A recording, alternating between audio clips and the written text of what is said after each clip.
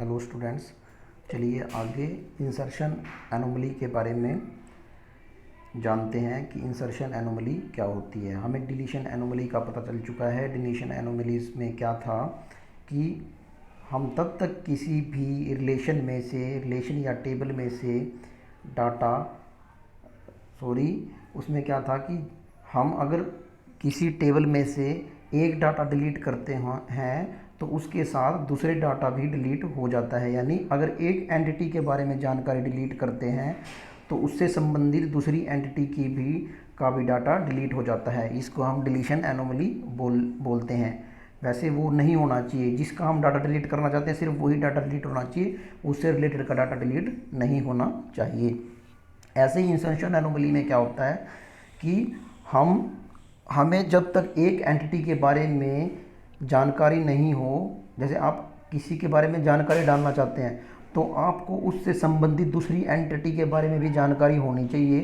तब तक अगर आपको दूसरी एंटिटी के बारे में जानकारी नहीं है, आप एक एंटिटी के बारे में डाटा डाल रहे हो तो उससे मिलती जुलती दूसरी एंटिटी के बारे में भी आपको जानकारी होनी चाहिए टेबल में डाटा फिल करने के लिए।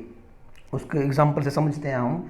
यहाँ पे दिया हुआ है कि फॉर एग्जांपल ये जो टेबल है, हमारे पास एक और नया स्पोर्ट्स आ गया, स्कूबा डाइविंग।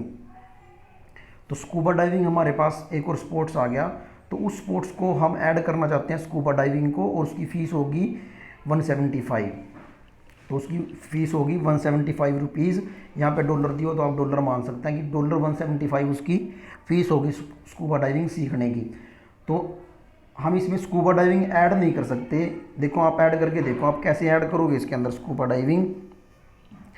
हमको स्कूबा डाइविंग ऐड करनी है तो हम यहाँ पे ऐड करेंगे स्कूबा डाइविंग को। एक टप्पल ये था, एक टप्पल ये था, एक टप्पल ये था, एक टप्पल था, एक और टप्पल बनेगा, ये ऐसे बनेगा स्कूबा डाइविंग। यहाँ पे क्या हम स्कूबा लिख देंगे, यहाँ पे आ जाएगा हमारा स्कूबा डाइविंग, ठीक है। और यहाँ पे हम 175 रुपीज़ फ़ीस लिख देंगे, ठीक है। तो यहाँ पे हम 175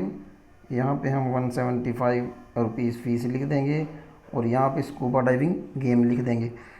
पर क्या आप इसमें डाल सकते हो, अगले वाला तो खाली रह गया, SID तो हमारा ब्लैंक रह गया यहाँ पे। तो इसका मतलब क्या है कि जब तक कोई स्टूडेंट इसमें एडमिशन नहीं लेता तब तक हम अपने टेबल के अंदर उस स्पोर्ट्स के बारे में जानकारी ऐड नहीं कर सकते।